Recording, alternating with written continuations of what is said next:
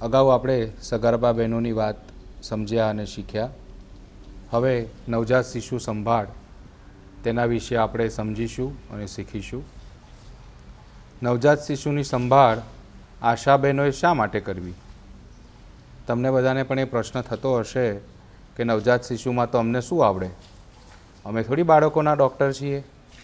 પણ ઘણા બધા રિસર્ચ, ઘણા બધા સ્ટડી, ઘણા બધા અભ્યાસોએ પુરવાર કર્યું છે કે તમારા જેવા આશા કાર્યકરો કે આશા બહેનોને જો થોડું જ્ઞાન આપીએ નવજાત શિશુના જોખમો, નવજાત શિશુ સંભાળ, તો 90% માંદગીને તો આશા બહેનો જ સારવાર આપી શકે છે પોતાના ઘરે જ. ફક્ત 10% કિસ્સામાં જ બાળકોના ડૉક્ટરોની જરૂર પડતી હોય છે. તો 90% જ બાળકો જો તમારાથી સારવાર થઈ શકતા હોય તો ઘણી બધી આપણે મૃત્યુને બચાવી શકીએ છીએ. આપણે પણ તે જ દિશામાં જવાનું છે અને સરકારે નક્કી કર્યું છે તે પ્રમાણે આશા મોડ્યુલ 6 અને 7 પ્રમાણે નવજાત શિશુની ગૃહ મુલાકાત કરવાની થશે. આપણને બધાને ખ્યાલ જ છે કે નવજાત શિશુની ગૃહ મુલાકાત ક્યારે કરવાની છે.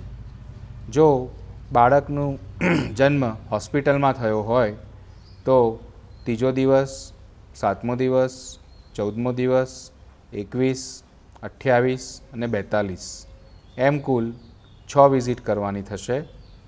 જો બાળકનું જન્મ ઘરે થયો હોય એટલે કે સુવાવડ ઘરે થઈ હોય તો ગૃહ મુલાકાત 0 દિવસ એટલે કે જે દિવસે સુવાવડ થઈ છે તે દિવસે જ, 3જો દિવસ, 7મો દિવસ, 14મો દિવસ, 21મો દિવસ, 28મો દિવસ અને 42મા દિવસે, એટલે કે કુલ 7 ગૃહ મુલાકાત કરવાની થશે. હવે આપણે ગૃહ મુલાકાત દરમિયાન આશાબેન શું કામગીરી કરી શકે, શેના વિશે સમજ આપી શકે તેની જ વાતો કરીશું અને તે પ્રમાણે શીખીશું.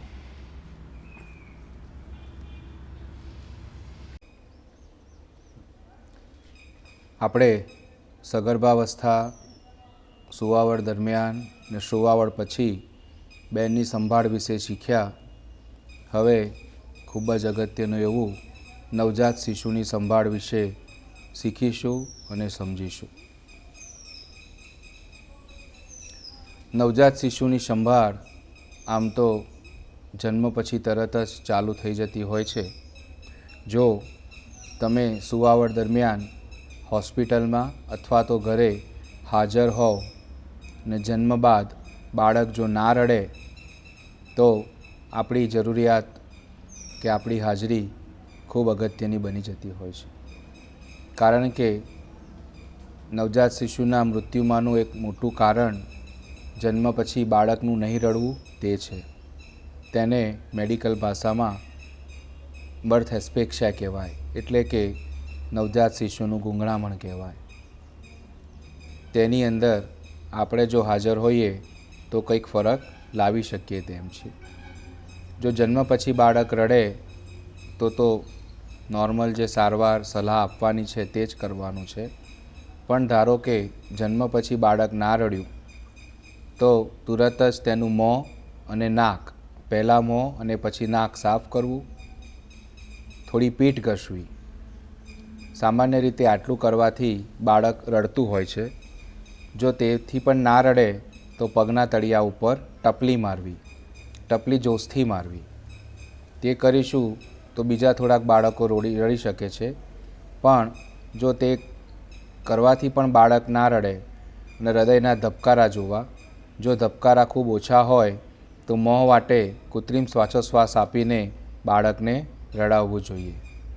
આમ તો આની એક ખૂબ મોટી ટ્રેનિંગ આપણે કરી શકીએ તેમ છીએ, પણ આપણે આ પગથિયાં યાદ રાખીશું કારણ કે આવા પ્રસંગો આપણા ગામમાં ખૂબ ઓછા બનતા હોય છે અને હોસ્પિટલમાં તો હોસ્પિટલ સ્ટાફ પણ તેના માટે ટ્રેન હોય છે. એટલે આપણે આ પગથિયાં ફરીથી એકવાર સમજી લઈએ. જો બાળક ના રડે તો પહેલાં મોં અને પછી નાક સાફ કરવું, પીઠ ઘસવી. તે પછી પણ જો ના રડે તો પગના તળિયા ઉપર ટપલી મારવી. તે પછી પણ જો ના રડે તો હૃદયના ધબકારા જોવા, અને ધબકારા જો ઓછા હોય તો મોં વાટે કૃત્રિમ શ્વાસોશ્વાસ આપીને બાળકને રડાવવાના પ્રયત્નો કરવા. આ માટે ઘણીવાર ઓક્સિજન અને બીજા અન્ય સાધનોની જરૂર પડતી હોય છે, જે હોસ્પિટલમાં જ મળી શકે. એટલે જ્યારે ઘરે હોઈએ અને બાળક ના રડે તો આપણે ચોક્કસ આ પ્રયત્નો કરીશું. બીજી જે સામાન્ય સલાહ આપવાની છે તે આપણને બધાને ખ્યાલ જ છે. આજે આપણે ફરીથી તેને વાગોડીશું. સુવાવડ બાદ બાળકને ક્યારે નવડાવવું તે ખૂબ અગત્યનું છે.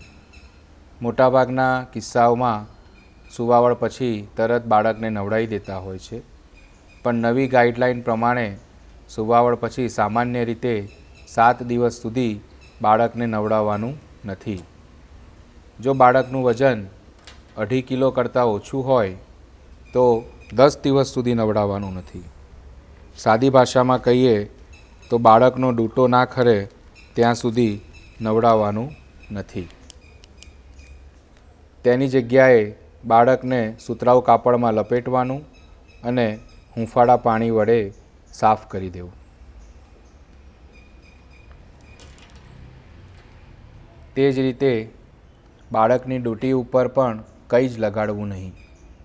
ડૂંટી કોરી રાખવી, કારણ કે ઘણી વખત એવું જોવા મળે છે કે ડૂંટીના ઉપર પાવડર, સિંદૂર, છાણનો ભાગ, માટીનો ભાગ તેવું ઘણા બધા લગાડતા હોય છે, પણ તેવું લાગવાથી બાળકને ધનુર અથવા તો અન્ય ચેપી રોગ થઈ શકે છે અને બાળકનું મૃત્યુ થતું હોય છે.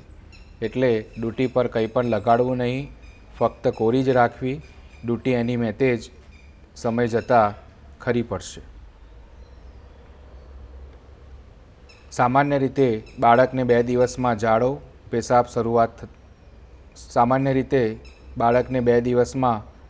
અને પેશાબ થવાની શરૂઆત થાય છે.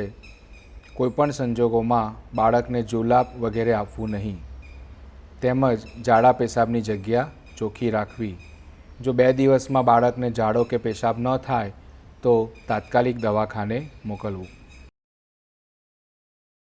સુવાવડ પછી બાળકનું શરીર લૂછી નાખીને બીજા ચોખ્ખા સુતરાઉ કપડામાં લપેટવું. આપણે અગાઉ કેવી રીતે બાળકને વીંટાળવું છે તે શીખેલા છીએ. આજે પણ આપણે ફરીથી શીખીશું.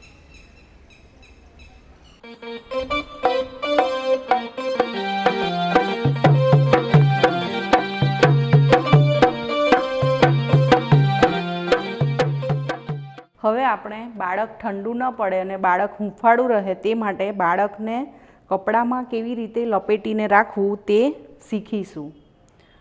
સુતરાઉ અને ચોખ્ખું કપડું હોય તેને લેવું.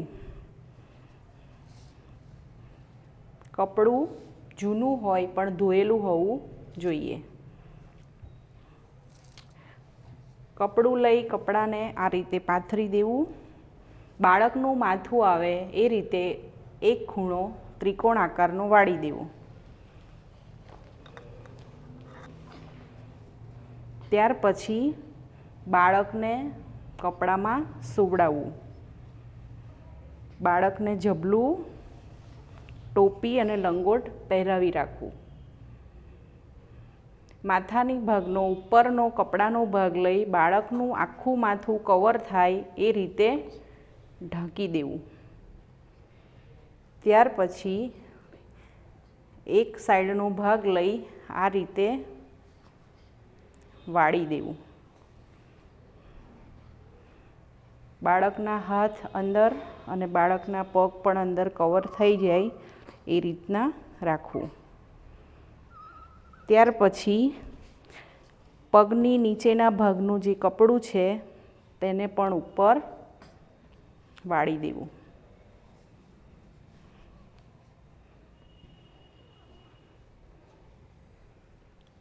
બીજી સાઈડનું કપડું લઈ તેને પણ ઉપર વાળી દેવું. આ રીતે આખું બાળક કવર થઈ જાય એ રીતે બાળકને કપડામાં લપેટવું, જેથી બાળક હૂંફાળું રહે ને બાળકને ઠંડી ન લાગે. બાળકનું માથું મોઢું ખુલ્લું રાખવું, જેથી બાળકને શ્વાસ લેવામાં તકલીફ ના પડે. બાળક લપેટેલું છે, બાળકને ધાવણ પણ લઈ શકે. આ રીતે આખું કવર થાય એ પ્રમાણે બાળકને લપેટીને રાખવું.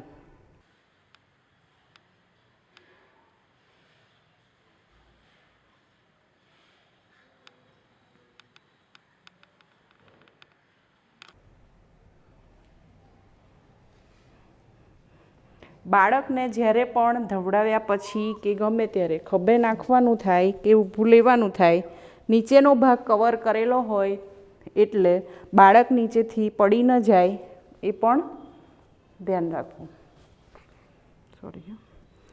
કપડું જ્યારે વાળ્યું છે નીચેથી, ત્યારે બાળક નીચે પડી જવાની ભય રહેતો નથી. દરરોજ બાળકને આ રીતે લપેટીને રાખવું ને માતાને પણ એ પ્રમાણે શીખવાડવું.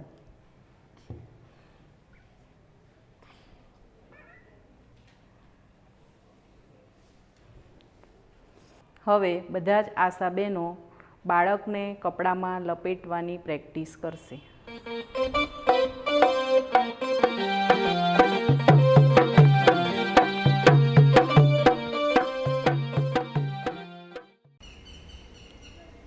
અહીંયા પણ આપણે જોઈશું કે મમતા કાળમાં પણ સુવાવડ બાદ નવજાત શિશુની સંભાળ કેવી રીતે કરવી તે લખેલું જ છે. બાળકને હૂંફાળું રાખો, બાળકને 7 દિવસ સુધી નવડાવવું નહીં, નાળને પલળવા દેવી નહીં, નાળને સૂકી કે કોરી રાખવી, અને બાળકને બીમાર વ્યક્તિઓથી દૂર રાખવું, સમયસર રસીકરણ તથા વિટામિન એના ડોઝ આપવા, 6 મહિનાથી 2 વર્ષ સુધીના બાળકોને ઉંમર પ્રમાણે યોગ્ય આહાર આપવો.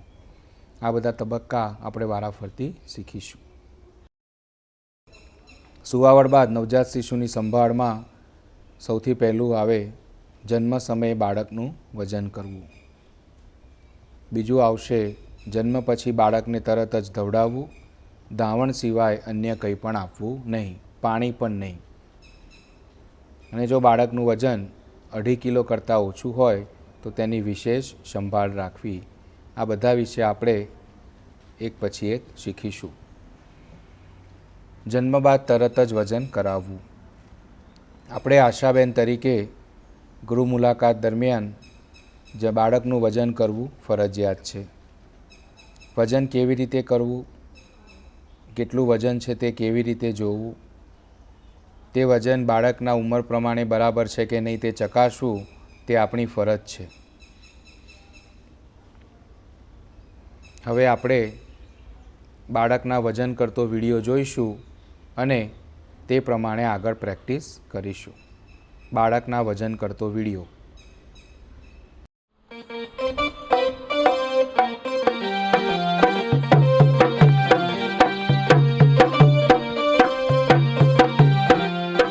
હવે આપણે વજન કેવી રીતે કરીશું તે જોઈશું. અને વજન કરતાં પહેલાં આપણે હાથ સાબુ અને પાણીથી બરાબર ચોખ્ખા ધોઈ અને કોરા કરી નાખવાના. ત્યારબાદ વજન કાંટો અને જોડી બંને લઈ જોડીને વજન કાંટા ઉપર લટકાવીને વજન કાંટો છે એના આંકડા જે આપણા તરફ દેખાય એ રીતના આ રીતે રાખવું. પછી 0 ઉપર એને સેટ કરવું.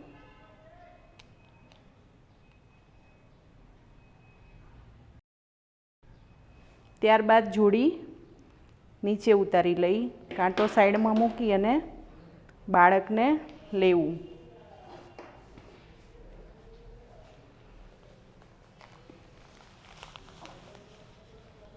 બાળકના જે પણ કપડાં હોય સૌથી ઓછા કપડામાં બાળકને રાખવું. ગોદડી હોય, ચાદર હોય, ધાબળો હોય એ કાઢી નાખવું અને ઓછા કપડામાં બાળકને જોડીમાં મૂકવું. જોડીમાં મૂકતી વખતે ધ્યાન રાખવું કે બાળકનું માથું બહાર ન રહે, પગ બહાર ન રહે, બાળક બહાર નીચે પડી ન જાય તેનું ધ્યાન રાખવું. ફરીવાર કાંટામાં જોડી ભેરવી આંકડા આપણી તરફ દેખાય એ રીતના રાખી અને બાળકનું વજન કરવું. બાળકનું વજન કેટલું છે તે જોઈ લેવું.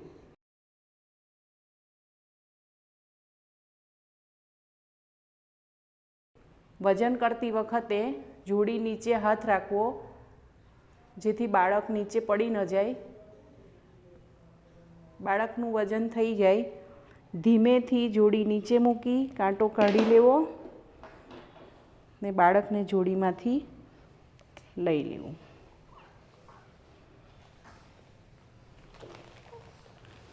વજન કેટલું છે તેની નોંધ કરવી. વજન થયું છે તે માતાને ઘરના સભ્યોને જણાવવું. જોડી છે દર અઠવાડિયે ધોઈ નાખવી જેથી જંતુરહિત અને ચેપ ન લાગે બાળકને. એટલે દર અઠવાડિયે જોડી ધોઈ અને તાપમાં સૂકવવી.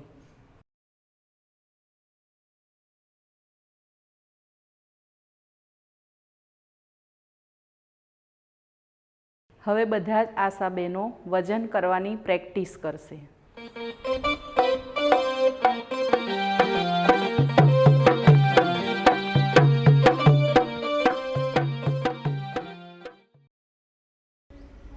હવે આપણે વજન પ્રેક્ટિસ કરીશું. હવે એક પછી એક વિડીયોમાં તમને ફોટોગ્રાફ દેખાશે. દરેક બહેન પોતપોતાની નોટબુકમાં ફોટોગ્રાફ પ્રમાણે બાળકનું વજન કેટલું છે તે નોંધી દેશે અને અમે તેના જવાબ તમને વારાફરતી આપીશું. અહીંયા તમે જોશો તો 5 કિલોગ્રામનો એક વજન કાંટો જે તમને સરકાર તરફથી મળેલો છે તેમાં 3 કલર પટ્ટા દેખાય છે, લાલ, પીળો અને લીલો. 2 કિલોથી ઓછા વજનવાળા બાળક લાલ કલરમાં આવશે, 2 કિલોથી 2.5 કિલોના બાળક પીળા કલરમાં આવશે અને 2.5 કિલોથી ઉપરના વજનના બાળક લીલા કલરમાં આવશે. અહીંયા 2 કાંટા વચ્ચે એટલે કે 2 કાંટા વચ્ચે 100 ગ્રામનો તફાવત છે. બીજો જે વજન કાંટો છે જે તમને અમે આપેલો છે તે 10 કિલોગ્રામનો છે અને એમાં ઓછામાં ઓછું 50 ગ્રામ વજન આપણે કરી શકીએ છીએ. એટલે કે 2 કાંટા વચ્ચેનો તફાવત 50 ગ્રામ છે. હવે આપણે 10 કિલોગ્રામના વજનને જરાક બારીકાઈથી જોઈશું તો એક કાંટો આ બાજુ, બીજો કાંટો બીજી બાજુ, એટલે કે એક કાંટો જમણી બાજુ, બીજો કાંટો ડાબી બાજુ છે.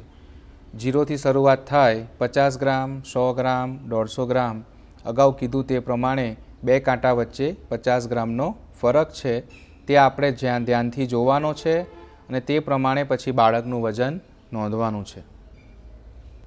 હવે આ સ્લાઇડમાં કેટલું વજન છે તે દરેક બહેનો નોંધી દો.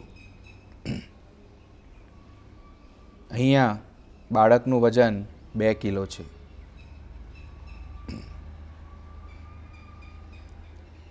વજન નોંધી લો. અહીંયા બાળકનું વજન 3 કિલો છે. વજન નોંધી લો. અહીંયા બાળકનું વજન 1 કિલો અને 800 ગ્રામ છે. વજન નોંધી લો. અહીંયા બાળકનું વજન 2 કિલો અને 750 ગ્રામ છે. વજન નોંધી લો. અહીંયા બાળકનું વજન 3 કિલો છે. વજન નોંધી લો. અહીંયા બાળકનું વજન 4 કિલો ને 750 ગ્રામ છે. વજન નોંધી લો. અહીંયા બાળકનું વજન 4 કિલો છે. વજન નોંધી લો.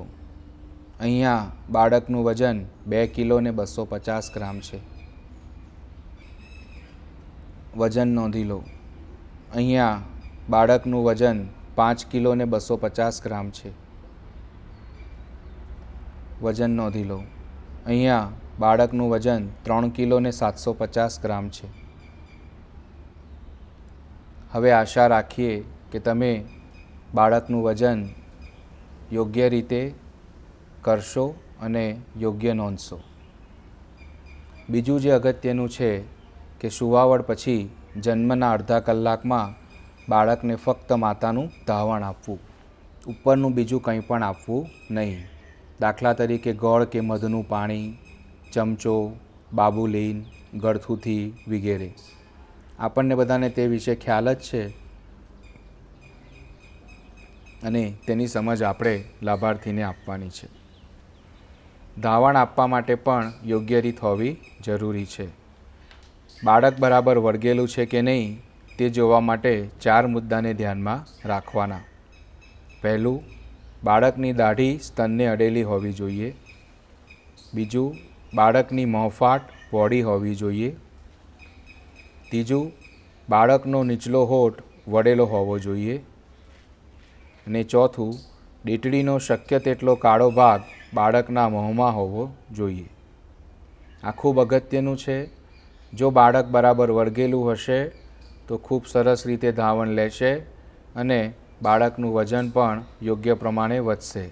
તેમજ માતાને પણ છાતીમાં ચેપ કે છાતીમાં ધાવણનો ભરાવાની ફરિયાદ રહેશે નહીં. ફરીથી આપણે આ 4 મુદ્દાને જોઈ લઈએ. બાળકની દાઢી સ્તનને અડેલી હોવી જોઈએ. બાળકની મોંફાટ પહોળી હોવી જોઈએ. બાળકનો નીચલો હોઠ વળેલો હોવો જોઈએ. દીઠડીનો શક્ય તેટલો કાળો ભાગ બાળકના મોંમાં હોવો જોઈએ. ધાવણ આપ્યા બાદ બાળકને પીઠ ઉપર થાબડવું ખૂબ જરૂરી છે. કારણ કે બાળક થોડુંક ધાવણ પોતાના મોઢામાં ભરી રાખતું હોય છે, અથવા તો જ્યારે પણ ધાવણ લે ત્યારે ધાવણની સાથે સાથે થોડીક હવા પણ પેટમાં જતી હોય છે.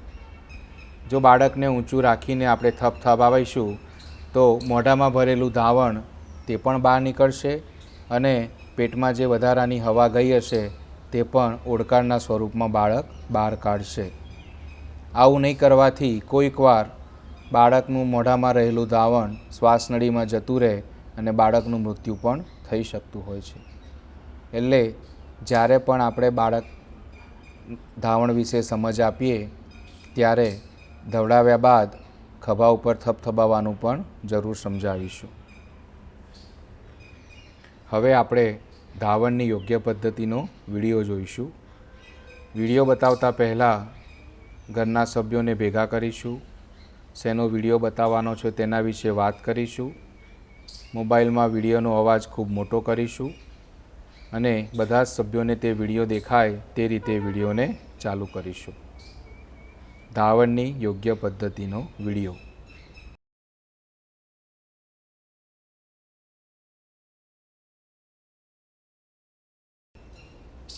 વિડીયો બતાવ્યા પછી ધ્યાનમાં રાખવાના મુદ્દા આપણને ખ્યાલ જ છે. બહેનને પૂછવાનું છે, સાચો જવાબ આપે તો ધન્યવાદ આપવાના છે. રહી ગયેલા મુદ્દા ફરી સમજાવવાના છે અને જો બિલકુલ જ સમજ ના પડી હોય તો વિડીયો ફરીથી બતાવવાનો છે. અગત્યના મુદ્દાની વાત કરીએ તો માત્ર માતાનું જ ધાવણ આપવાથી બાળક તંદુરસ્ત રહે છે અને ગંભીર ચેપથી બચે છે. એવા ઘણા બધા અભ્યાસ થઈ ગયા છે. જો માતાનું ધાવણ આપીએ 6 મહિના સુધી તો બાળક 13% કિસ્સામાં બાળકનું મૃત્યુ નિવારી શકાય છે. બીજો મુદ્દો છે, બાળકને ધવડાવવાથી માતા પણ તંદુરસ્ત રહે છે અને બાળકને 6 મહિના સુધી માતાનું જ દૂધ આપવું, ઉપરનું કંઈ પણ આપવાની જરૂર નથી. ત્રીજો મુદ્દો છે, ગોળ, મધનું પાણી, ગળથૂથી, બહારનું દૂધ, પાણી કે ખોરાક આપવામાં આવે તો ચેપ લાગવાની શક્યતા છે અને તેનાથી બાળકને ઝાડા જેવી બીમારી થઈ શકે છે. ધવડાવતી વખતે માતા બાળકને સરખી રીતે પકડે તે પણ ખૂબ અગત્યનું છે. તે માટે બાળકનું માથું, ગળું અને શરીર ચિત્રમાં દર્શાવ્યા છે તે પ્રમાણે સીધા હોવા જોઈએ અને યોગ્ય ટેકો મળવો જોઈએ. બાળકની દાઢી માતાના સ્તનને અડકેલી હોવી જોઈએ અને મોંફાટ પહોળી હોવી જોઈએ. દીઠડીનો કાળો ભાગ શક્ય હોય તેટલો બાળકના મોંમાં હોવો જોઈએ. આ રીતે ધવડાવવાથી બાળક વચ્ચે વચ્ચે અટકીને ઊંડી ચૂસ લેતું દેખાશે, જે ધવડાવવાની યોગ્ય રીત છે. જો માતાને તાવ હોય તો પણ બાળકને ધવડાવવું જ જોઈએ. એકવાર એક છાતીથી અને બીજી વાર બીજી છાતીથી દવડાવવું જોઈએ. તેમ આખા દિવસમાં 8થી 10 વાર દવડાવવું જોઈએ. જો કોઈ માતા એમ કહે કે મારે બાળકને વારંવાર કલાકે દવડાવવું પડે છે, તો સમજવાનું કે તેની દવડાવવાની પદ્ધતિ યોગ્ય નથી. તેને તે વિશે સમજ આપવાની. જો આપણે યોગ્ય પદ્ધતિથી દવડાવવાનું કીધું હશે તો બાળક 8થી 10થી વધારે વાર ધાવણ લેશે નહીં. દવડાવ્યા બાદ બાળકને સીધું રાખીને પીઠ થાબડવી. માતા બાળકને દવડાવે તો નવું ધાવણ ઝડપથી બને છે અને રાત્રે પણ બાળકને દવડાવવું જ જોઈએ. બાળક ધાવણ ન લેતું હોય અથવા તો ઓછું લેતું હોય તો બાળક માંદું હોઈ શકે. તરત જ આશાબેનનો સંપર્ક કરવો જોઈએ. હવે આપણે ધાવણની પદ્ધતિ યોગ્ય છે કે નહીં તેની પ્રેક્ટિસ કરીશું. ચિત્રોમાં બતાવ્યા છે તે પ્રમાણે બાળક બરાબર વળગેલું છે કે નહીં તે આપણે બધા જોઈશું અને પોતાના નોટબુકમાં નોંધીશું. અહીંયા ચિત્ર 1માં બાળક બરાબર વળગેલું છે કે નહીં તે બધા જ નોંધી લો. જો વળગેલું ના હોય એવું લાગે તો કેમ વળગેલું નથી તે કારણ પણ સાથે લખો. અહીં બાળક બરાબર વળગેલું છે એટલે કે તેની મોંફાટ પહોળી છે, નીચલો હોઠ બહારની તરફ વળેલો છે, દાઢીનો ભાગ માતાના સ્તનને અડકે છે અને ડીટડીનો મોટા ભાગનો ભાગ બાળકના મોઢામાં છે.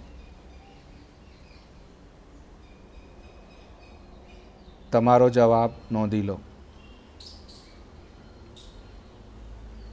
અહીં બાળક બરાબર વળગેલું નથી. બાળકની મોંફાટ નાની છે, દાઢીનો ભાગ સ્તનથી દૂર છે, ડીટડીનો ભાગ ખૂબ જ ઓછો બાળકના મોઢામાં છે. બાળક યોગ્ય રીતે પકડેલું પણ નથી.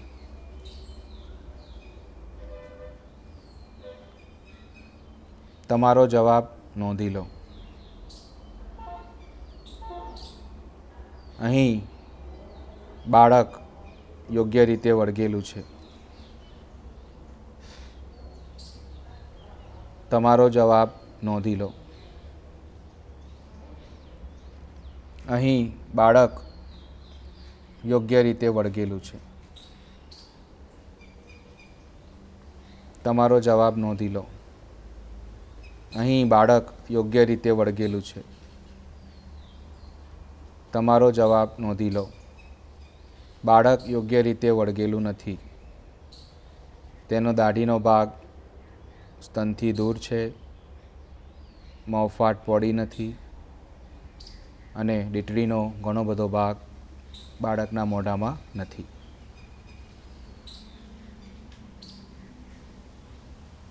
તમારો જવાબ નોંધી લો. અહીં બાળક બરાબર વળગેલું છે. તમારો જવાબ નોંધી લો. અહીં બાળક બરાબર વળગેલું છે. તમારો જવાબ નોંધી લો. અહીં બાળક બરાબર વળગેલું નથી. બાળકની મોંફાટ સાંકડી છે અને નીચલો હોઠ બહારની તરફ વળેલો નથી. હવે આશા રાખીએ કે તમને બાળક બરાબર ધાવણ લે છે કે નહીં, બાળક બરાબર વળગેલું છે કે નહીં તેના વિશે પૂરેપૂરી સમજ મળી ગઈ છે અને તમે તે પ્રમાણે ફિલ્ડમાં દરેક બાળકની તપાસ કરશો અને બાળકને બચાવશો. ત્રીજું અગત્યનું કાંગારૂ પદ્ધતિ. ચિત્રમાં તમે જોયું તે પ્રમાણે કાંગારૂ એક ઓસ્ટ્રેલિયાનું પ્રાણી છે. તે ઓસ્ટ્રેલિયા જેવા દેશમાં જ જોવા મળે છે અને તેના પેટમાં એક પાઉચ હોય છે એટલે કે કોથળી હોય છે જેમાં તે તેના નાના બાળકને સાચવતું હોય છે. તેવી જ કોઈક પદ્ધતિ ઓછા વજનના બાળકમાં કરવાથી બાળકને હૂંફ મળે છે, તેનું વજન વધે છે અને બાળક ઠંડુ પડતા અટકે છે. કાંગારૂ મધર કેર અલગ અલગ પદ્ધતિથી થતી હોય છે. કાંગારૂ જોડીનો ઉપયોગ પણ કરી શકાય છે, કાંગારૂ બ્લાઉઝ પણ આવે છે અને કાંગારૂ જોડી કે કાંગારૂ બ્લાઉઝ ના હોય તો સામાન્ય રીતે બાળકને છાતીએ વળગાડીને ચોરસો કે શાલ લપેટીને પણ કાંગારૂ મધર કેર આપી શકાય છે. અહીંયા ચિત્રમાં તમે જોયું છે તે પ્રમાણે કાંગારૂ જોડીનો ઉપયોગ કરીને એક માતા પોતાના બાળકને કાંગારૂ મધર કેર આપે છે. બીજી પણ ઘણી બધી પદ્ધતિઓ જુદા જુદા દેશોમાં જોવા મળતી હોય છે. આપણે કાંગારૂ પદ્ધતિનો વિડીયો જોઈશું અને કાંગારૂ મધર કેર કેવી રીતે અપાય તેના વિશે ઊંડાણપૂર્વક સમજ મેળવીશું.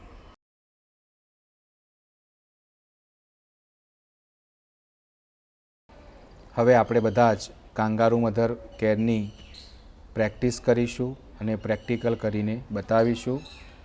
દરેક તાલીમ ફેસિલિટેટર ઓછામાં ઓછી 5 આશા બહેનોને બોલાવીને કાંગારૂ પદ્ધતિની પ્રેક્ટિસ કરાવશે.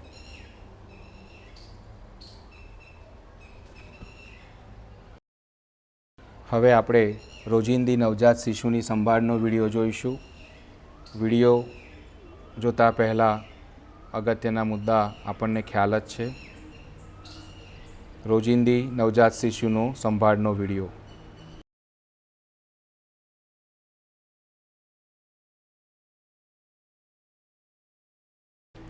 ખાસ વિડીયો બતાવ્યા પછી બહેનના ઘરના સભ્યોને પૂછવાનું કે ખબર પડી કે નહીં. જો ખબર પડી હોય તો અભિનંદન આપીશું. અગત્યના મુદ્દા રહી ગયા હોય તો આશાબેનને ફરીથી કહીશું. અને જો બેનને બિલકુલ જ ખબર ના પડી હોય તો વિડીયો ફરીથી બતાવીશું. અગત્યના મુદ્દાની નોંધ લઈએ તો પહેલા મહિનામાં દરેક બાળકને વધારે સંભાળની જરૂર છે, કારણ કે તે નાજુક હોય છે, નહીં તો તે બીમાર પડી જાય છે. 6 મહિના સુધી ફક્ત માતાનું ધાવણ આપવું. માતાનું ધાવણ બાળકને રોગો સામે રક્ષણ આપે છે અને શક્તિ પણ આપે છે. બાળકને ક્યારે પણ ચમચો, બાબુલીન, સોમવા 34 અને બાટલીમાં દૂધ એવું ન આપવું જોઈએ.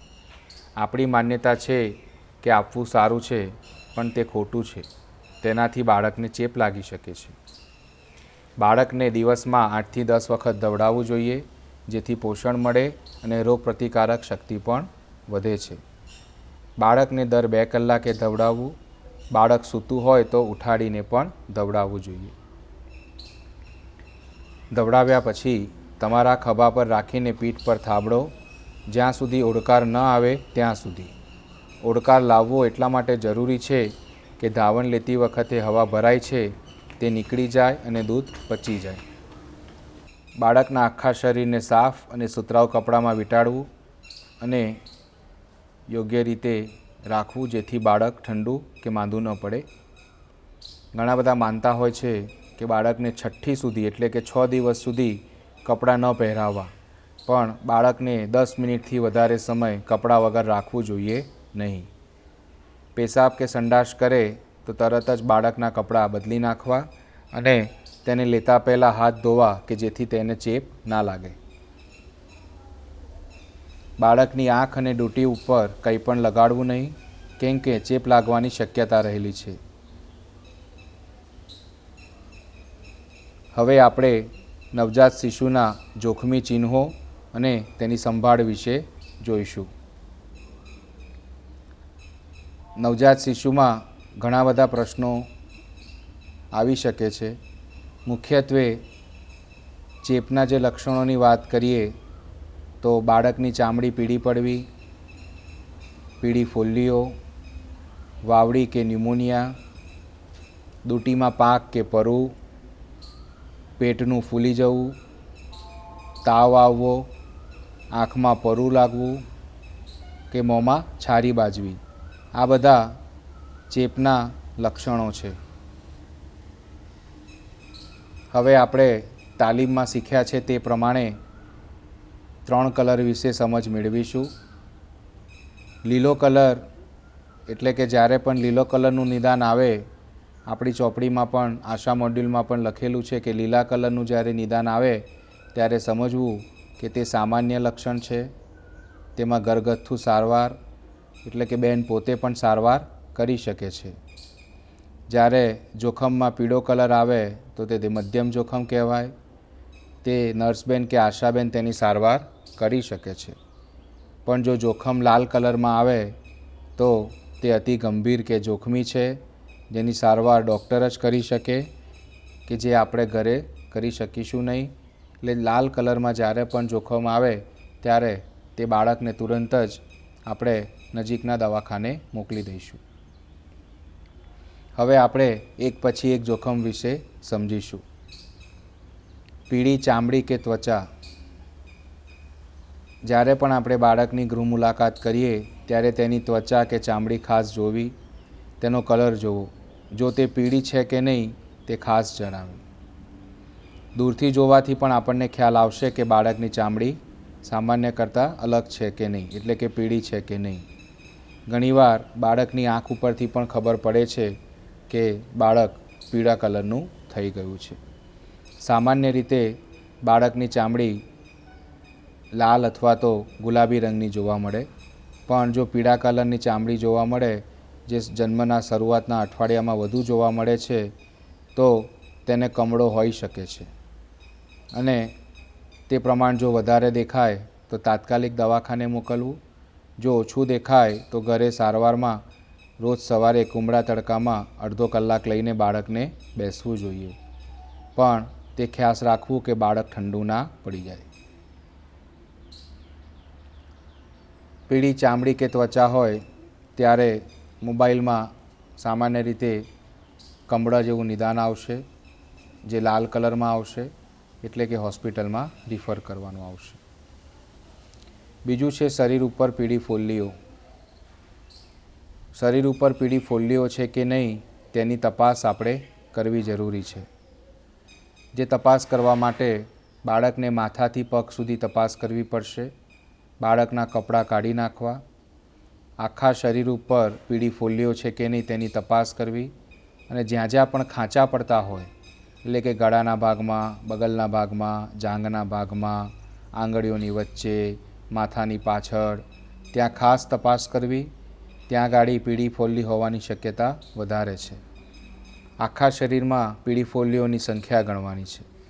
આપણે ફક્ત પીળી ફોલ્લીઓની જ ગણતરી કરીશું, લાલ ફોલ્લીઓની નહીં, કારણ કે પીળી ફોલ્લીઓમાં જ પરુ હોવાની શક્યતા વધારે છે. લાલ ફોલ્લીઓ પણ ખૂબ વધારે પ્રમાણમાં હોય તો તે અલગ રોગ હોઈ શકે છે. તેના માટે પણ બાળકને દવાખાને મોકલવું જરૂરી છે. શરીર ઉપર પીળી ફોલ્લીઓ. તમે ચિત્રમાં જોશો તો અહીંયા બાળકને ઘણી બધી પીળી ફોલ્લીઓ જોવા મળે છે. પીળી ફોલ્લી હોય તો સામાન્ય રીતે તે ચામડીનો ચેપ તરીકેનું નિદાન આવે છે. તે સર્વાંગી સ્થિતિ જોઈશું તો તે પીળા કલરનું નિદાન છે. અને તેમાં 3 દિવસ જીવી લોશન લગાડીશું, જે આપણે પાછળથી શીખીએ છીએ. તેનાથી પીળી ફોલ્લીઓની સારવાર થઈ શકે છે અને બાળકને આપણે ચેપથી બચાવી શકીએ છીએ. ડૂંટીમાં પાક કે પરુ. બાળકની ડૂંટી ઉપર કંઈ પણ લગાડવું નહીં. ડૂંટીને કોરી રાખવી, નહીં તો ધનુર કે અન્ય ચેપી રોગ થઈને બાળકનું મૃત્યુ થઈ શકે છે. પણ કોઈકવાર ડૂંટીમાં આપણને પાક એટલે કે પીળા કલરનું ઘટ્ટ પ્રવાહી નીકળતું જોવા મળે છે. તે ડૂંટીમાં પાક હોઈ શકે છે. તે જોવા માટે ડૂંટીને સામાન્ય રીતે થોડીક દબાવીશું અંદરથી. જો પીળા ઘટ્ટ જેવું પ્રવાહી નીકળે તો સમજવાનું કે ડૂંટીમાં પાક છે. પણ જો તે પાણી જેવું નીકળે તો સમજવાનું કે તે સામાન્ય છે, તેની ચિંતા કરવાની જરૂર નથી, તેના માટે કોઈ સારવારની પણ જરૂર નથી. પણ જો ડૂંટીમાં પાક નીકળશે તો તે પણ પીળા કલરમાં નિદાન આવશે અને તેમાં પણ જીવી લોશન લગાડવાથી તેની સારવાર થઈ શકશે. હવે આપણે ડૂંટીમાં પાક છે કે પરુ તેની પ્રેક્ટિસ ફોટો જોઈને કરીશું. દરેક આશાબેન પોતપોતાની નોટ પેન હાથમાં લઈ લે અને જવાબો નોંધતા રહે. આ સ્લાઇડમાં ડૂંટીમાં પાક કે પરુ છે કે નહીં તે જવાબ નોંધી લો. આમાં ડૂંટીમાં પાક કે પરુ દેખાતું નથી, પણ ડૂંટો ખરી જાય એટલે થોડુંક લાલાશ પડતું ચામડી થતી હોય છે તે આમાં દેખાય છે. જવાબ નોંધી લો. અહીંયા તમે જોશો તો દૂટીનો આજુબાજુનો ભાગ પણ લાલાશ પડતો છે, એટલે આમાં દૂટીમાં પાક કે પરુ હોઈ શકે. જવાબ નોંધી લો. આમાં દૂટીમાંથી પરુ નીકળે છે. જવાબ નોંધી લો. આમાં દૂટીમાં પાક નથી. જવાબ નોંધી લો. આમાં પણ દૂટીમાં પાક નથી. દૂટો ખરી જવાથી થોડો લાલાશ પડતો ભાગ દેખાય છે, પણ તે પરુ નથી. હવે આપણે વાવડી એટલે કે ન્યુમોનિયા તેના વિશે થોડુંક જાણીશું. ન્યુમોનિયાને તપાસ કરતાં પહેલાં નીચેના મુદ્દા આપણે ખાસ ધ્યાન રાખીશું. બાળક જ્યારે ધાવણ લેતું હોય અથવા બાળક રડતું હોય ત્યારે ન્યુમોનિયાની તપાસ થઈ શકશે નહીં. એટલે કે જ્યારે બાળક ધાવતું ના હોય, રડતું ના હોય અને શાંત હોય ત્યારે જ આપણે ન્યુમોનિયાની તપાસ કરી શકીશું અને યોગ્ય નિદાન કરી શકીશું. ન્યુમોનિયાની તપાસ કરવા માટે નીચેની 4 વસ્તુઓ આપણે તપાસ કરવી પડશે. પહેલું કે બાળકના પાસળામાં ખાડા પડે છે કે નહીં. શ્વાસના દરની ગણતરી કરીશું. ખરેડી બોલે છે કે નહીં તે તપાસીશું. ચિત્રમાં બતાવ્યું છે તે પ્રમાણે જ્યારે બાળક શ્વાસ અંદર લે છે ત્યારે પાસળામાં ખાડા પડતા દેખાય છે, તો તે ન્યુમોનિયાનું લક્ષણ છે. હવે પાસળામાં ખાડા પડે છે કે નહીં તેની પ્રેક્ટિસનો વિડીયો આપણે જોઈશું. પાંસળામાં વધુ પડતા ઊંડા ખાડા પડે છે કે નહીં તેના માટે નિરીક્ષણ કરો.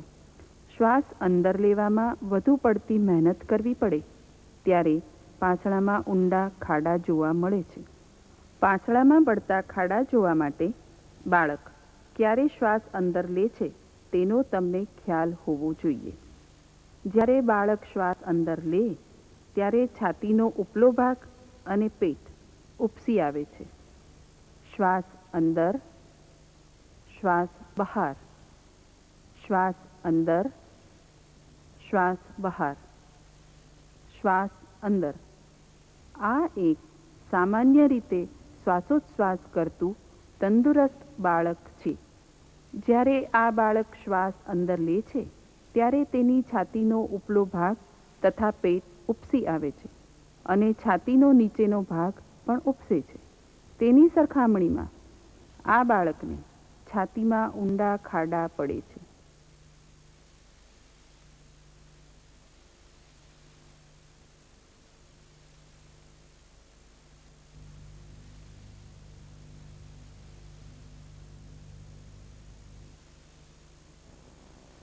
તે જ્યારે શ્વાસ અંદર લે છે ત્યારે છાતીનો ઉપલો ભાગ અને પેટ ઉપસી આવે છે. તંદુરસ્ત બાળકની જેમ પણ છાતીનો નીચલો હિસ્સો અંદર ખેંચાય છે. છાતીનો નીચેનો ભાગ આમ અંદર ખેંચાય તેને પાંસળામાં ખાડો પડ્યો કહેવાય. ફરીથી જુઓ. શ્વાસ અંદર, શ્વાસ બહાર, શ્વાસ અંદર, શ્વાસ બહાર, શ્વાસ અંદર. બાળક જ્યારે શ્વાસ અંદર લે ત્યારે છાતીનો ઉપલો ભાગ અને પેટ ઉપસી આવે અને છાતીનો નીચલો હિસ્સો અંદરની તરફ ખેંચાય.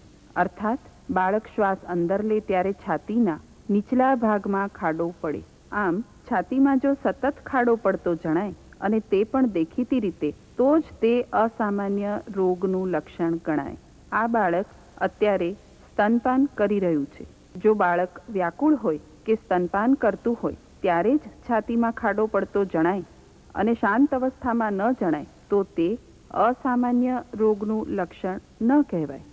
આ બાળકને સ્તનપાન કરતી વેળા જ છાતીમાં ખાડો દેખાય છે, માટે તેને છાતીમાં ખાડા પડે છે તેમ આપણે નહીં કહીએ. નાના બાળકમાં પાંસળીઓ નરમ હોવાથી તંદુરસ્ત નાના બાળકોમાં પાંસળામાં સાધારણ ખાડા પડતા જોવા મળે છે. તેને માંદગીનું લક્ષણ ન કહેવાય. આ નાના બાળકને છાતીમાં સાધારણ ખાડા પડતા જણાય છે, પરંતુ છાતીમાં ઊંડા ખાડા પડવા તે રોગનું લક્ષણ છે અને ઊંડા ખાડા પડતા હોય તો બહુ સહેલાઈથી નજરે ચડે છે. આ બાળકને છાતીમાં ઊંડા ખાડા પડે છે. હવે આપણે પાંસળામાં ઊંડા ખાડા પડે છે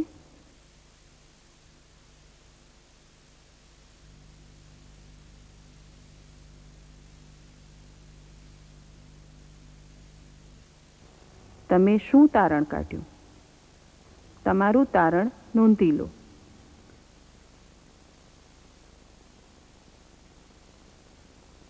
અને આ છે બીજું નાનું બાળક. શું તેને છાતીમાં ઊંડા ખાડા પડે છે?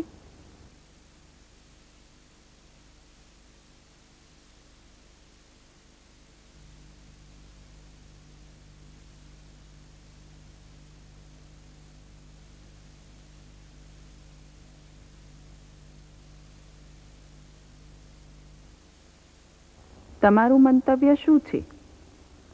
તમારું મંતવ્ય નોંધી લો.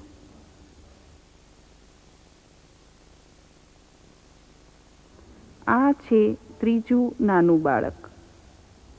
શું તેને પાંસળામાં ઊંડા ખાડા પડે છે?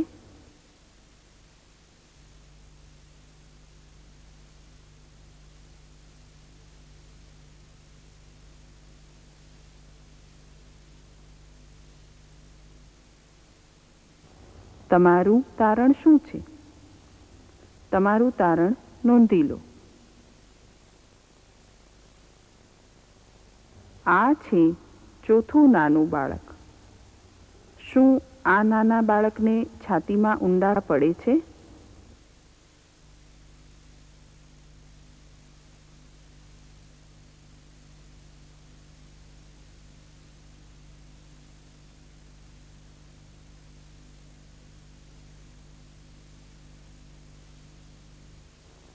તમારો અભિપ્રાય શું છે? તમારો અભિપ્રાય નોંધી લો.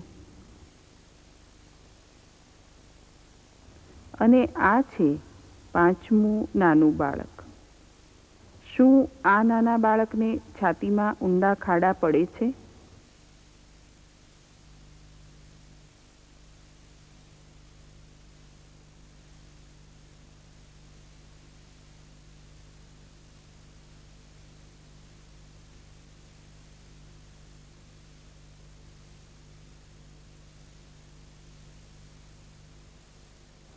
તમારું તારણ શું છે?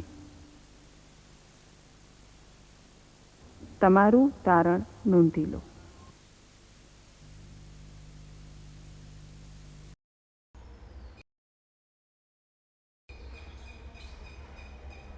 પાસળામાં ખાડાનો આપણને બધાને ખ્યાલ આવી ગયો.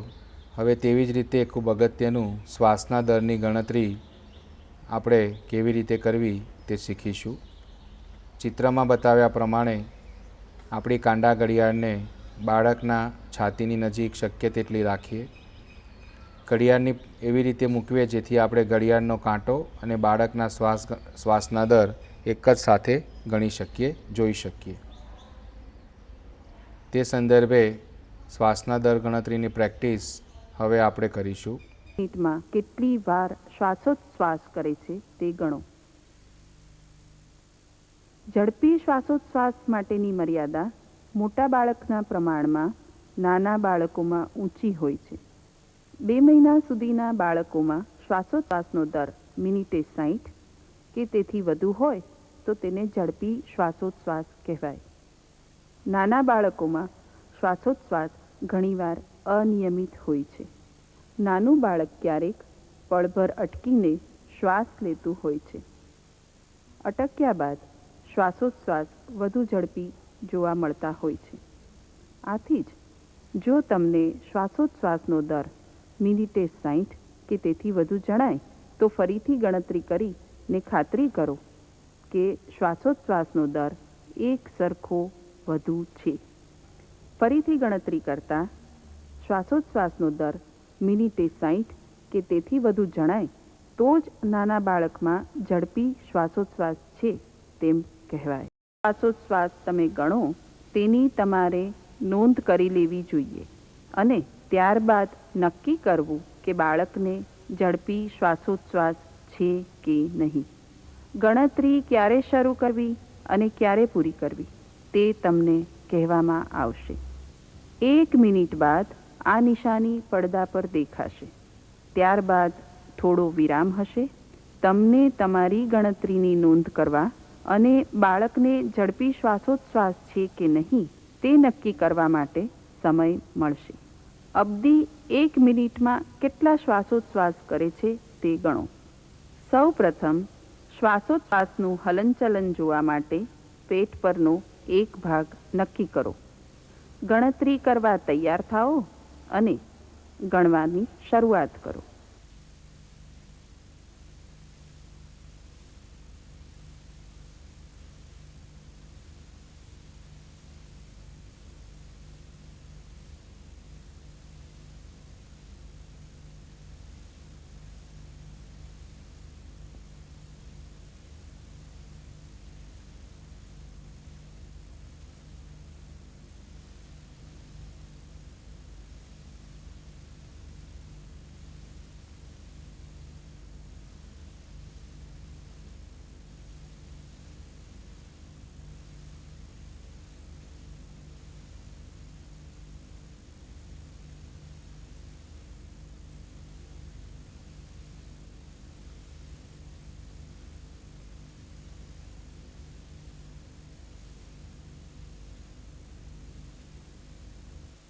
ગણતરી અટકાવો.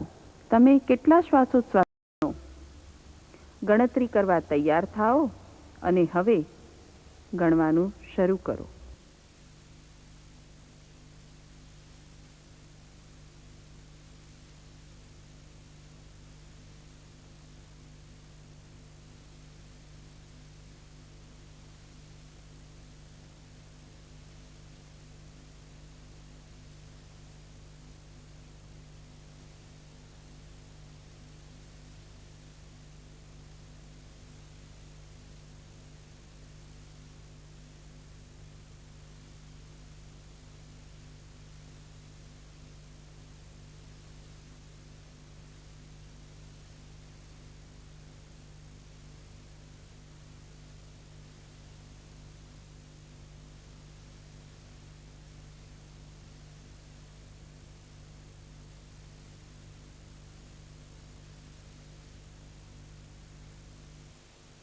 ગણતરી અટકાવો. તમે કેટલા શ્વાસોચ્છ્વાસ ગણ્યા? આપણે 1 મિનિટમાં 68 શ્વાસોચ્છ્વાસ ગણ્યા. આ નાના બાળકમાં 1 મિનિટમાં 60થી વધુ શ્વાસોચ્છ્વાસ જોવા મળે છે. તેથી તમે ફરીવાર ગણતરી કરશો. જો ફરી વખતની ગણતરીમાં પણ શ્વાસોચ્છ્વાસનો દર મિનિટે 60થી વધુ જોવા મળે તો તે નાના બાળકમાં ઝડપી શ્વાસોચ્છ્વાસનો દર છે. આ છે બીજું નાનું બાળક. ગણતરીની શરૂઆત કરો.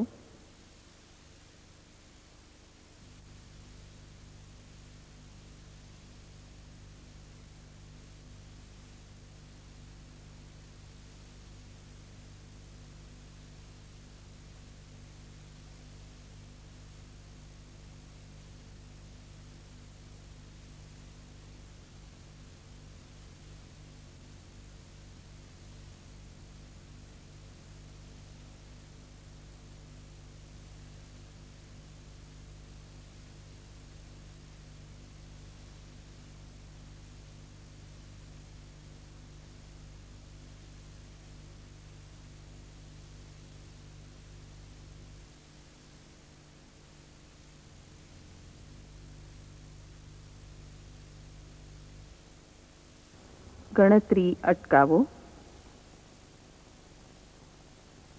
તમે કેટલા શ્વાસોચ્છ્વાસ ગણ્યા? આપણે 1 મિનિટમાં 65 શ્વાસોચ્છ્વાસ ગણ્યા. આ નાના બાળકમાં 1 મિનિટમાં 60થી વધુ શ્વાસોચ્છ્વાસ જોવા મળે છે. તેથી તમે ફરીવાર ગણતરી કરશો. ફરી વખતની ગણતરીમાં પણ શ્વાસોચ્છ્વાસનો દર મિનિટે 60થી વધુ જોવા મળે તો તે નાના બાળકમાં ઝડપી શ્વાસોચ્છ્વાસનો દર છે. હવે ત્યાર પછીના ખરેડી બોલે છે કે નહીં? ખરેડી બોલતી હોય ત્યારે નસકોરા ફૂલશે અને શ્વાસ લે ત્યારે મુઠ્ઠેથી ખરખર અવાજ આવશે. વાવડી કે ન્યુમોનિયા હશે તો નીચે પ્રમાણે નિદાન આવશે. તે પીળા કલરનું નિદાન હશે અને તેના માટે કોટરી સિરપ 5 દિવસ આપવાની થશે, જેના વિશે આપણે પાછળથી શીખીશું. ત્યારબાદ પેટની તપાસ કરવાની છે. જોવાનું છે કે પેટ ફૂલેલું છે કે સામાન્ય છે. જો ફૂલેલું હોય તો તે ચેપનું લક્ષણ છે. ત્યારબાદ બાળકનો તાવ માપીશું. તાવ છે કે નહીં તે માટે આપણે થર્મોમીટરનો ઉપયોગ કરીશું અને થર્મોમીટરના આંકડા પ્રમાણે બાળકને તાવ છે કે નહીં તે નક્કી કરીશું. તાવ કેવી રીતે માપવો તે હવે આપણે જોઈએ. સૌપ્રથમ થર્મોમીટર ચાલુ કરવું, ત્યારબાદ બંધ કરીને જોઈ લેવું.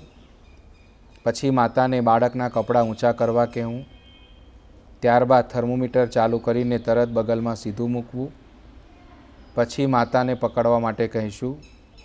જ્યાં સુધી બીપ અવાજ ના આવે ત્યાં સુધી થર્મોમીટર બાળકની બગલમાં મૂકી રાખીશું. બીપ અવાજ આવશે પછી થર્મોમીટર કાઢીને જોઈ લઈશું અને યોગ્ય રીતે તેની નોંધણી મોબાઈલમાં કરીશું અને જો બાળકને તાવ હશે તો તે પ્રમાણે સારવાર આપીશું, જે આપણે પાછળ જોઈશું.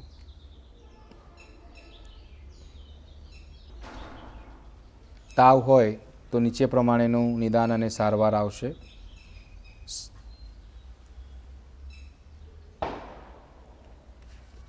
તેની સર્વાંગી સ્થિતિ પીળી હશે.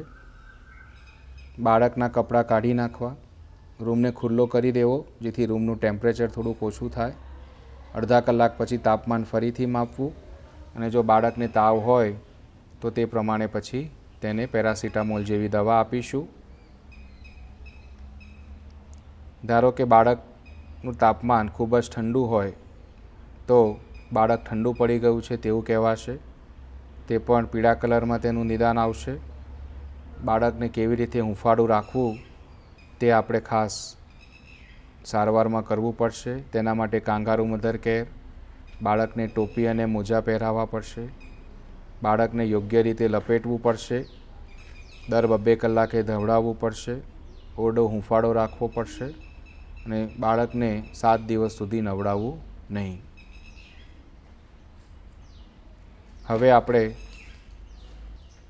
થર્મોમીટરનો ઉપયોગ કરીને તાવ કેવી રીતે માપી શકાય તેનો વિડીયો જોઈશું.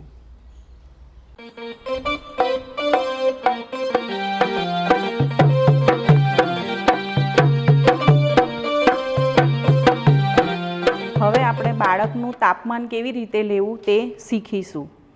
સૌથી પહેલાં હાથ સાબુ અને પાણીથી ધોઈ અને ચોખ્ખા કરવા.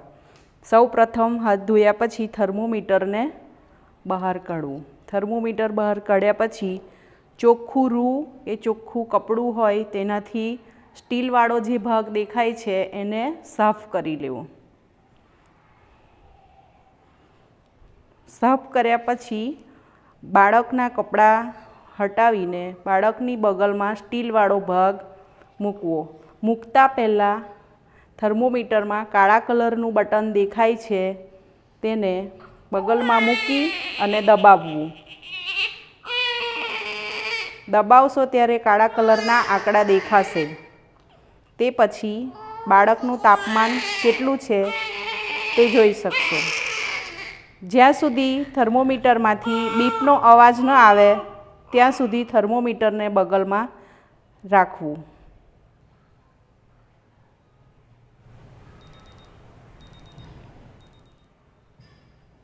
બીપનો અવાજ આવી ગયો. બીપનો અવાજ આવ્યા પછી તાપમાન કેટલું છે તે જોઈ લેવું. 97.9. તાપમાન જોયા પછી એની નોંધ કરવી. તે પહેલાં થર્મોમીટરને ફરીથી ચોખ્ખા કપડાં અથવા ચોખ્ખું રૂ એનાથી સ્ટીલવાળો ભાગ સાફ કરી અને ખોખામાં સરખું મૂકી દેવું. થર્મોમીટર મૂકીએ ત્યારે એને બગલમાં મૂકતી વખતે ઊભું મૂકવું.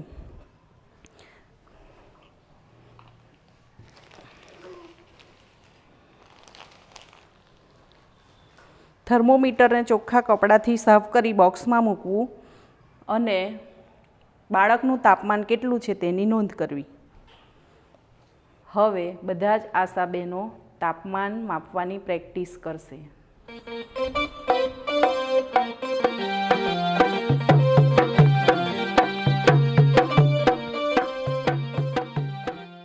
હવે આપણે થર્મોમીટરનો ઉપયોગ કરીને તાવ માપવાની પ્રેક્ટિસ કરીશું. દરેક આશા બહેનો પોતપોતાની નોટમાં થર્મોમીટરમાં કયા આંકડા આવ્યા છે તે નોંધી લેશે.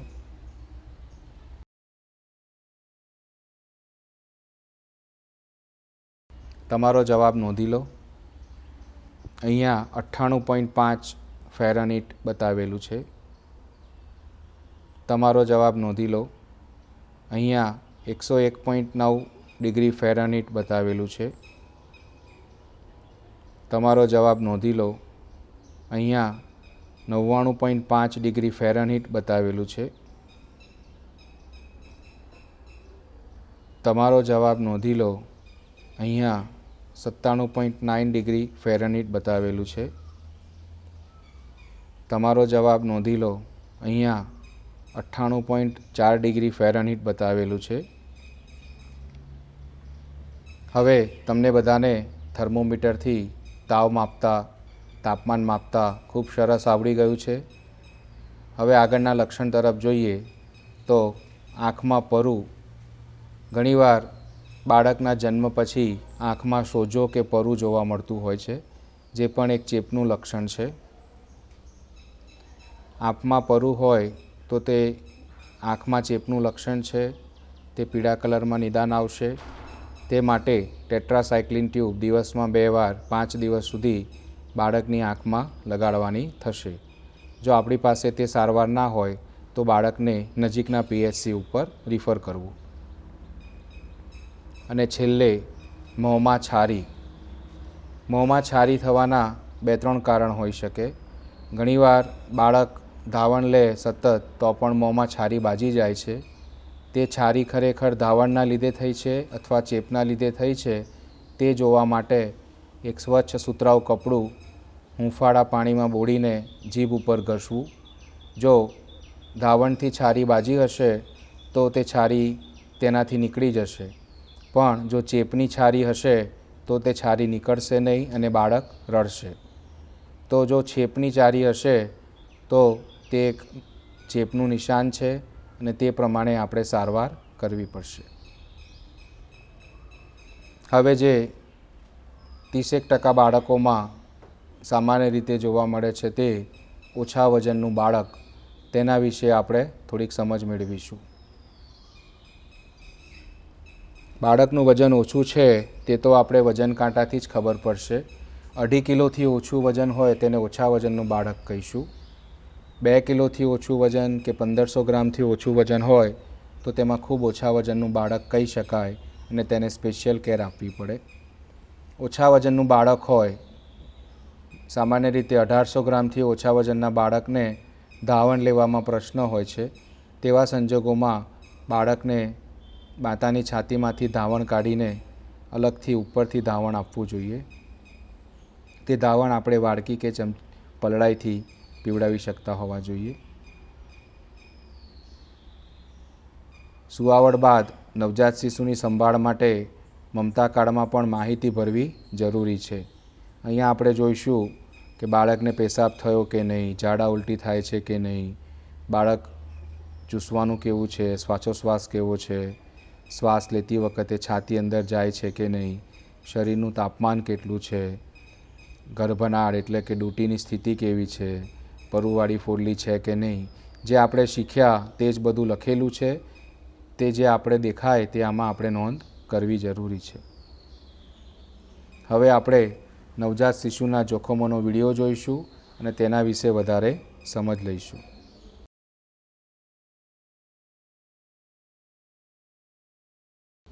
નવજાત શિશુના જોખમોનો વિડીયો.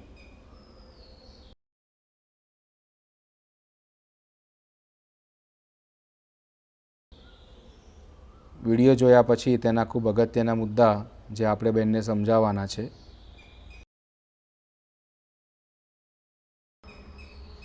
નવજાત શિશુ નાજુક હોય છે અને તેની રોગ પ્રતિકારક શક્તિ ઓછી હોય છે, જેથી તે ઝડપથી માંદું પડે છે. હવે આપણે બાળકના થોડાક જોખમોના વિશે વાત કરીશું અને આ જોખમ હોય તો આશાબેનને તુરંત બોલાવે તે વિશે પણ કહીશું. બાળક સુસ્ત અથવા ઢીલું પડી ગયું હોય, છાતીમાં ખાડા પડે અને શ્વાસ લેવામાં તકલીફ હોય, બાળકને તાવ હોય અથવા તો અડકવાથી બાળકનું શરીર ઠંડુ લાગતું હોય, બાળકને ખેંચ આવતી હોય, પીળા દાણા જેવી પીળી ફોલ્લીઓ દેખાતી હોય, શરીર પીળું થઈ ગયું હોય, પાણી જેવા ઝાડા કે ઉલટી થતા હોય, અથવા તો બાળક બિલકુલ જ ધાવવાનું છોડી દે, તો આ બધા લક્ષણો એ ચેપના લક્ષણ હોઈ શકે. તેમાં બાળકને તરત જ મોટા દવાખાને લઈ જવું પડે. તે માટે 108ને બોલાવવા, આશાબેનને પણ તુરંત બોલાવવાના અને એવા દવાખાને મોકલવા કે જ્યાં આગળ બાળકોના ડૉક્ટર હોય. કમળો, રતેવો કે વાવડી જેવી બીમારીમાં દોરા ધાગા કરાવવા એ બિલકુલ ખોટી વાત છે. તેનાથી બાળકને કોઈ જ ફરક પડતો નથી. જ્યારે પણ આપણે હોસ્પિટલમાં જઈએ ત્યારે આવક જાતિનો દાખલો કે સ્માર્ટ કાર્ડ જે પણ આપણી સાથે હોય તે રાખવું જોઈએ, જેથી આપણે સરકારી યોજનાઓનો લાભ મળી શકે. ખૂબ જ અગત્યનું, બાળકને સંપૂર્ણ રસીકરણ અપાવવું જોઈએ. એટલે કે જન્મ સમયે BCG, કમળાનો 0 ડોઝ અને પોલિયોનો 0 ડોઝ, 1.5 મહિને પોલિયોનો પહેલો ડોઝ અને પેન્ટાવેલન્ટનો પહેલો ડોઝ, 2.5 મહિને પોલિયોનો બીજો ડોઝ અને પેન્ટાવેલન્ટનો બીજો ડોઝ, 3.5 મહિને પોલિયોનો ત્રીજો ડોઝ અને પેન્ટાવેલન્ટનો ત્રીજો ડોઝ, 9 મહિને ઓરી અને સાથે વિટામિન A. બધી જ રસી અપાઈ જાય 1 વર્ષ સુધીના બાળકમાં તો તે સંપૂર્ણ રસીકરણ થયું કહેવાશે. આમાંથી કોઈપણ એક રસી ચૂકી જવાશે તો તે બાળકને સંપૂર્ણ રસીકરણ થયું છે તેવું કહેવાશે નહીં. હવે આપણે ચેપની સારવાર એટલે કે કોટરી દવા કેવી રીતે આપવી તેના વિશે સમજીશું. કોટરી દવા અથવા તો કોઈપણ સિરપ આપવા માટે પહેલાં તો તેનું નામ વાંચી લેવું. ત્યારબાદ સિરપ આપવાની હોય તો ઢાંકણને ધોઈ લેવું, જે ઢાંકણ સિરપની સાથે જ ઉપર આવશે, અને તેનું માપ બરાબર ધ્યાનમાં રાખવું. અહીં ચિત્રમાં બતાવ્યું છે તે પ્રમાણે સામાન્ય રીતે ઢાંકણ 10 ml સુધીનું આવશે અને તેમાં અલગ અલગ કાપા કરેલા હશે. કુલ તમને 4 કાપા જેવું દેખાશે. સૌથી નીચેનું જે કાપો છે તે 2.5 mlનો છે, વચ્ચેનો કાપો 5 mlનો છે, ત્રીજા નંબરનો કાપો 7.5 mlનો અને સૌથી ઉપરનો 10 mlનો કાપો છે. બાળકના વજન પ્રમાણે કોટરી સિરપ આપવાની હોય છે અને યોગ્ય રીતે આપણે માપ લેવાનું હોય છે. ધારો કે નવજાત શિશુને 1.5 ml દવા આપવાની હોય તો જે સૌથી નીચેનો 2.5 mlનો કાપો છે તેના કરતાં અડધી દવા લેવી, જે લગભગ 1.5 ml જેટલી હશે. ચિત્રમાં બતાવ્યું છે તે પ્રમાણે આપણે કરીશું. જો 2.5 ml હોય તો સૌથી નીચેના કાપા જેટલી દવા લઈશું, જે લગભગ 2.5 ml જેટલી હશે. 5 ml હોય તો બીજા નંબરના કાપા સુધી દવા લઈશું. તે જ પ્રમાણે 7.5 ml અને 10 mlની દવા પણ આપી શકાશે. સામાન્ય રીતે નવજાત શિશુમાં 5 mlથી વધારે દવા આપવાની આવશે નહીં. 1.5 ml, 2.5 ml કે 5 ml સુધીની જ દવા આપી શકાય. દવા આપ્યા બાદ ઢાંકણને ચોખ્ખા પાણીથી ધોઈ લેવું અને કોરું કરીને જ દવાની ઉપર મૂકવું. ઘણીવાર અમે જોઈએ તો ઢાંકણ એવા ગંદા હોય કે તે દવા પીવાથી વધારે બીમાર પડાય. એટલે આપણે બધા પણ દવા આપ્યા બાદ ઢાંકણ બરાબર ચોખ્ખા પાણીથી ધોઈને કોરું થઈ જાય તે ખાસ સૂચના લાભાર્થીને આપવી. ધારો કે દવાની જગ્યાએ એટલે કે સિરપની જગ્યાએ ગોળી આપવાની થાય તો શું કરીશું? કારણ કે આખી મોટી ગોળી તો મોટા વ્યક્તિઓને આપી શકાય.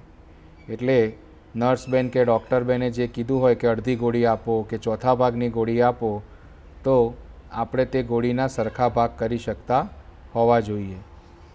જો ગોળીના ટુકડા કરતાં ના આવડે તો આખી ગોળીનો ભૂક્કો કરી દેવો, પછી તેના 2 સરખા ભાગ વ્યવસ્થિત કરવા અને તે 2 ભાગમાંથી પછી અડધા અડધા કરીને કુલ 4 ભાગ કરવા અને તે એક ભાગને ધાવણની સાથે ઓગાળીને થોડી ખાંડ નાખીને બાળકને આપવું. આમ કરવાથી બાળકને તે દવા કડવી નહીં લાગે અને બાળક નિયમિત રીતે દવા લેશે. જો તમે ટુકડા કરી શકતા હો તો 2 ટુકડા સરખા ભાગે કરી શકાય. ચપ્પાનો ઉપયોગ કરીને પણ આપણે આ 4 ભાગ અલગ અલગ કરી શકીએ તેમ છે. કીધું તે પ્રમાણે પછી માતાનું ધાવણ વાડકીમાં કાઢવું. ગોળીનો ભૂક્કો કર્યા બાદ તે ચોખ્ખી ચમચી ધાવણમાં નાખીને ઓગાળીને બાળકને આપવી જોઈએ.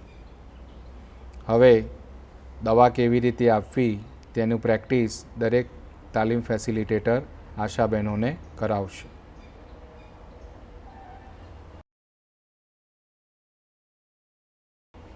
અગાઉ આપણે જોયું કે પીળી ફોલ્લી હોય અથવા તો ડૂંટીમાં ચેપ હોય અથવા તો મોઢામાં સફેદ છારી બાજી ગઈ હોય તો જીવી લોશન, જેને ભૂરી દવા આપણે કહેતા હોઈએ છીએ, તે લગાવવાની હોય છે. જીવી લોશન કેવી રીતે લગાવવાની? જો જીભની ઉપર લગાડવાની હોય તો 1 ઢાંકણ દવા અને 3 ઢાંકણ પાણી લઈ જીવી લોશન તૈયાર કરવું અને ત્યારબાદ તેને જીભની ઉપર લગાવવું. જો ચામડી ઉપર લગાવવી હોય તો 1 ઢાંકણ દવા અને 1 ઢાંકણ પાણી લઈ જીવી લોશન તૈયાર કરવું અને ત્યારબાદ તેને પીળી ફોલ્લી ઉપર કે દૂંટી ઉપર લગાવવું.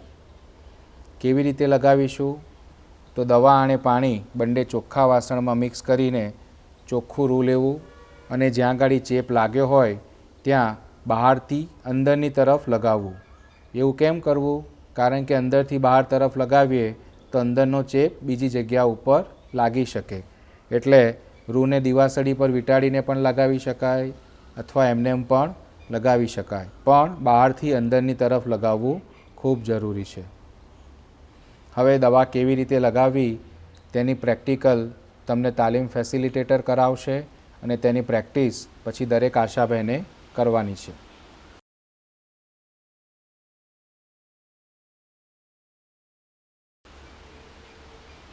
જો બાળકને ઝાડા થઈ ગયા હોય તો ORS દ્રાવણ આપવાનું છે. ORS કેવી રીતે બનાવીશું તેના વિશે આપણે શીખીશું.